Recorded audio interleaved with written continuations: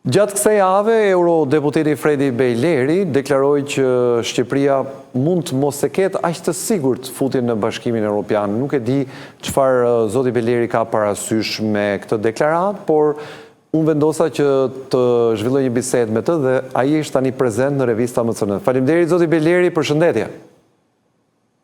Faleminderit për ftesën.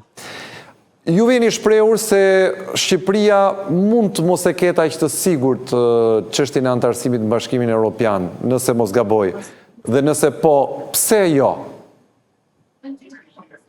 Para se të fillojmë intervistën, dua të uroj gjithë shqiptarëve gëzuar festën e flamurit, gëzuar pavarësinë. Edhe nuk u shpreha ashtu si sa thash që edhe në qoftë se Shqipëria ka bërë të gjitha reformat dhe është gati, ka mbyllur të gjitha kapitujt. Është një bisedë që bën në BE, në qoftë se do kemi zgjerim të BE-s apo jo. Në qoftë se nuk ka zgjerim, as Shqipëria, as Malizia, as Serbia, as Ballkani Perëndimor, nuk është e sigurt që do jenë pjesë e BE-s deri 2030. Okej. Tash që mund të vërnojnë. Qartë. Pra, nuk ka një specifik konkrete, thonë ju, për Shqipërinë në këtë rast, por është gjithë politika e BE-s në raport me zgjerimin, apo jo? Kështu e kuptova drejt. Po pra, BE-ja donte të bënte një zgjerim nga veriu Ukraina, Moldavia dhe nga jugu Ballkani Perëndimor që na intereson neve. Mirë. Siç po shikojmë, zgjidhet, është gati për të zgjidhur çështja në Ukrainë dhe një nga kushtet që Perëndimi po pranon është të mos anëtarësohet Ukraina në BE edhe në NATO. Le të flasim pak për raportet e Shqipërisë me Greqinë, ku ju jeni edhe përfaqësues i shtetit grek në Parlamentin Evropian. Sa e ndikojnë këto raporte integrimin dhe më saktë anëtarësimin, procesin e anëtarësimit të Shqipërisë në Bashkimin Evropian, kur ne kemi disa çështje hapur midis dy shteteve, siç është marrëveshja për detin apo të tjera detaje të cilat nuk janë qartësuar ose nuk ka një vendimarrje përfundimtare. Pra, pyetja është më e thjeshtë se sa parashtesa. A mund ta bllokojë Greqia anëtarësimin e Shqipërisë në Bashkimin Evropian dhe me cilin rast? Greqia duhet të dini që jo vetëm se ka bllokuar kur Shqipërinë, po kishte kryesinë e Bashkimit Evropian 2004 në samitin e Salonikut, kur Shqipëria bëri hapat e para. 2014 që Shqipëria mori statusin e shtetit kandidat, prapë ishte Greqia që kishte kryesinë e Bashkimit Evropian.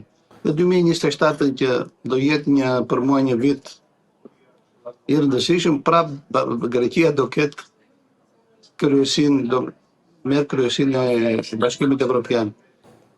Siç thatë ju, ka shumë probleme të mbartura nga kaluara. Të gjitha këto probleme, edhe 2004, edhe 2014 ishin. Edhe Greqia nuk ndaloi integrimin e Shqipërisë. Qartë. Nuk besoj se do e ndaloj as tani. E kuptoj. Dua të sill në vëmendje një detaj. Kryeministri Rama ka një marrëdhënie shumë specifike dhe dukshëm më të ngrohtë dhe më afektive dhe politike, po edhe njerëzore, me kryeministren italiane Meloni. Natyrisht, kjo reflekton edhe raportet dypalqe midis dy shteteve. Përse kjo gjë nuk ndodh me Greqinë? Pra, duket sikur ne kemi gjithkohës një dashamirësi më shumë protokollare, korteziale se sa reale. Po flas nga këndvështrimi politik se midis popujve as nuk e diskutoj fare që grekët dhe shqiptarët e gjejnë gjuhën dhe s'kan asnjë lloj lidhje me politikën ose se çfarë ka në trurin e politikës. Por ajo që reflektohet politikisht duket si një lloj hipokrizie. Pra edhe deklarata juaj është shumë korrekte, po mbetet në kuadër të një lloj kortezializmi, le ta themi. Jeni të drejtë. 2 herë vitet e fundit, gjatë kohës që zoti Rama ka kryesinë e shtetit shqiptar, edhe 2018 ishte bërë një përpjekje që të normalizohen marrëdhëniet midis dy shteteve, siç më bani mend ishim gati për një marrëveshje të re Bushati-Koxias. Zoti Rama atëherë vendosi që duhet të plotësonte dëshirën e presidentit turk Erdogan, edhe hoqi ministri Bushati dhe minoi atë marrëveshje. 2023 para zgjedhjeve vendore në Shqipëri, prapë ishte një periudhë që të dyja qeverit kishin ardhur shumë afër. Mund të bani mend që kishte bërë ekspozit në Zapjo zoti Rama, kishte vizituar shtëpinë e kryeministrit grek, nuk ishin ndarkuar bashkë, nuk besoj se ka vizituar shtëpinë e zonjës Meloni. Edhe atëherë ishin marrëdhëniet shumë të mira dhe korrekte, ishim gati për të gjetur një zgjidhje. Vendosi atëherë zoti Rama që duhet të mbajë Bashkinë e Marrës me zor. Dhe u pritëm prapë.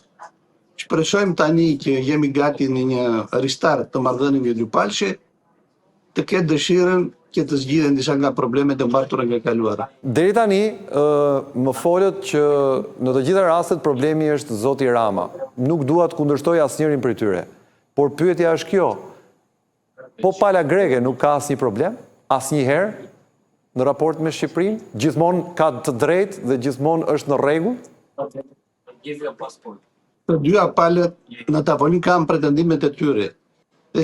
Unë nuk kam marrë pjesë në asnjë nga këto diskutime, dhe sigurisht e di që mund të ketë edhe pala greke fajet e veta, po nga ato që kemi lexuar nëpër media, nga ato që ju transmetoni, thonë që në media shqiptare thanë që zoti Bushati la postin e vet me pretendim të zotit Erdogan, president Erdogan.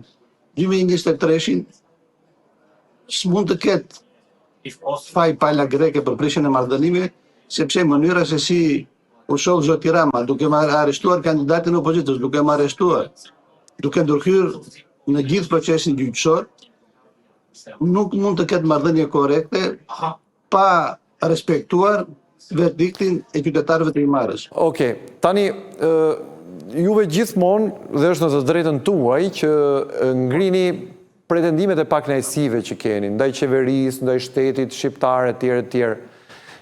Po, kjo marrëdhënie jo nuk është e njëanshme. Pra nuk mund të jetë vetëm të haj sharra, i themi ne shqiptarët në njërin krah, ha në të dy krahat. Tani, me lejoni t'ju pyes për diçka shumë konkrete. Vetëm pak ditë më parë, Artan Hoxha, një koleg i imi gazetar, u shpall non grata nga shteti grek. Është i katërti gazetar që shpallet non grata. Në Greqi kanë shkruar shumë gazetar shkrime që kanë qenë ndoshta edhe spekulative për Shqipërinë, po ne nuk kemi shpallur ndonjë gazetar grek non grata, edhe pse ai mund mos vinte kurrë në Shqipëri. Pra, kjo çështja e mënyrës se si i qasemi njëri tjetrit, duket që është pak tendencioze dhe jo dashamirëse sa ç'është nga pala jonë. Pra, unë besoj që ne shqiptarët nuk është se kemi qenë ndonjë popull, si me thënë, pretendues ndaj grekëve më shumë se ç'na takon ose ç'na ka takuar nëpërmjet historisë. Juve, ju konsideroj si përfaqësues palës greke me qenit eurodeputet i Greqisë në Parlamentin Evropian, natyrisht që keni her pas here pretendime të ndryshme ku përfshini dhe veten tuaj në rastin konkret për procesin që keni kaluar. Pra, dua të them, mos duhet shihni nganjëherë dhe veten në raport me Shqipërinë dhe jo vetëm kur ngrini pretendimet se nuk mund të jetë vetëm njëra palë fajtore ose shkaktare në një kuptim. Si që trajtoni çështjen mund të keni të drejtë, po dua të them që edhe pala shqiptare kanë nxjerrë shumë shtetas grek non grata, me dyshtyre edhe gazetar. Nuk e di nëse janë 3, 4 apo më shumë, po duhet të jeni sigurt që është një masë që të gjitha shtetet e marrin kundër qytetarëve që mendojnë se ata fyejnë sigurinë kombëtare. Ja po informoj pak që mos ta bëjmë evazive. Ka vendime për agimin e artë, që është një organizatë që edhe në Greqi ka probleme me ligjin, apo jo? Nuk ka... Flas për qytetar të thjeshtë. Po me çfarë arsye? Është një praktikë që përdorin të gjitha shtetet. Duhet të jeni sigurt se ka mbi 100 shtetas grek që janë non grata në Shqipëri. Në qofse duhet që edhe kjo histori me dy përfaqësive, dy qeverive të diskutohet, unë jam gati ta dëgjoj. Jo, ju keni të sqaroj dhe diçka. Më dëgjoni pak, dua që t'jem i qartë dhe mos ta kthej këtë bisedë të paktën nga ana ime në mënyrë spekulative. Unë fola për gazetar, nuk fola për qytetar. Ata qytetarët, edhe shqiptar, edhe grek, në të dyja rastet mund kenë bërë shkeljet ligjit që të dyja shtetet kanë drejtën e tyre të i shpallin non grata. Po unë po flas për një status caktuar, po flasim për politikan dhe për gazetar, që nuk ka një status do si do në shoqëritë e të dyja vendeve. Pra në rastin konkret, ne kemi 4 gazetar dhe unë nuk besoj që dhe nuk di, ndoshta jam unë i pa informuar, megjithatë do interesohem, por unë nuk di që të ketë një gazetar grek të shpallur non grata në Shqipëri.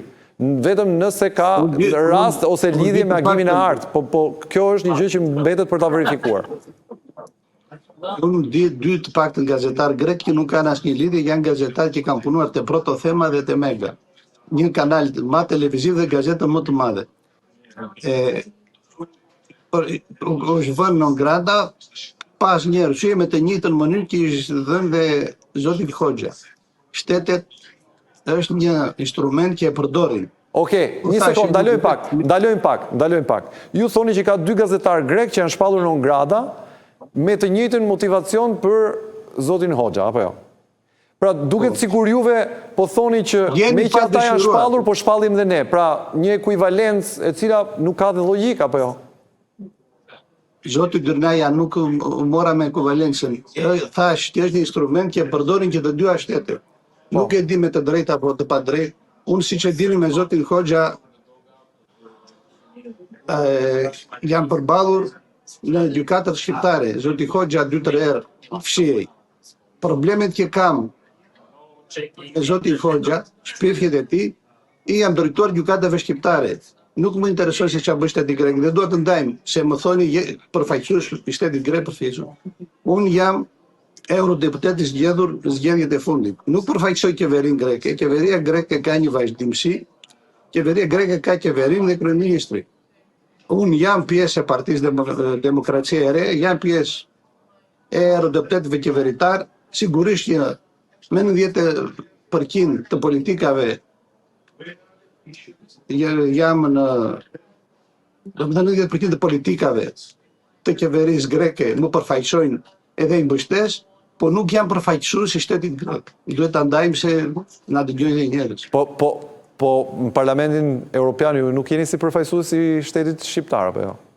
Si përfaqësues i Parlamentit. Në Parlamentin Evropian jam përfaqësues i popullit grek të më zgjodhen i parë. Po prandaj po ju them, edhe unë ju drejtova në këtë, besoj që nuk ju fyeva që ju drejtova në këtë lloj statusi apo jo? Nuk fyem, jo, përkundrazi nuk fyem, por them që nuk përfaqësoj shtetin. Shteti përfaqësohet nga ambasada në Shqipëri, nga ministria. Në Parlamentin Evropian ju përfaqësoni shtetin grek apo jo? Që të jemi të qartë. Në Parlamentin Evropian përfaqësoj shtetin grek. Dhe unë në këtë status ju adresova. Ka 21 deputet grek të gjitha partive që përfaqësojnë shtetin grek në Parlamentin Evropian. Atëherë. Unë përfaqësoj votuesit e mi nga Demokracia e Re. Okej, shumë mirë. Nuk besoj se kemi. Është gjë më e madhe të përfaqësoj shtetin. Nuk besoj se kemi diferenca në këtë rast edhe për te saksimit tuaj, kështu që nuk ka asnjë problem. Pyetja fundit. Ballkani ka parë shumë probleme nga, si me thënë, vogëlsit e veta të mentalitetit folklorike, quaj unë shpesh herë, arkaik në disa raste të së shkuarës së vetë. A mundemi ne të çlirohemi nga këto lloj mendësish të shkurtra që nuk na çojnë askund tjetër përveç se inateve dhe reciprocitetit negativ ndaj njëri tjetrit, pra për te gjithë shkaje që ka ndodhur, për te gjithë historive të errta që mund të kenë ndodhur midis nesh.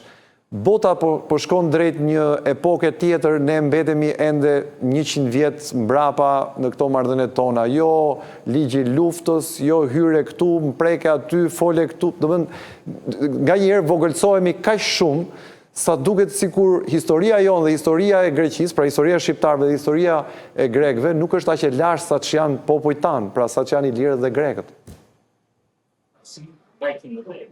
Jo vetëm ka mundësi të çlirohemi nga këto pathogjenjet e shkuarës, po është e domosdoshme dhe duhet të ndodhë. Vetëm po të marrim shembullin se si 2 shoqëritë, shoqëria greke dhe ajo shqiptare, janë amendsuar, kanë marrëdhënie shoqërore, familjare, biznesi, dhe si mund besoj që shoqëritë po tregojnë rrugën, politika ka shumë për të bërë akoma, që të jemi korrekt nga të dyja anët e kufirit.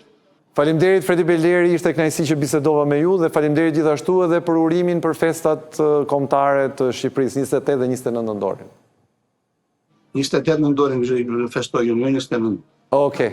Kjo është një problem që të djathtët dhe të majtët e kanë ende midis tyre për çështjen e pavarësisë edhe çlirimit, por ne do t'i shkojmë asaj që është zyrtare, kështu që ne festojmë 28 dhe 29 nëndorin.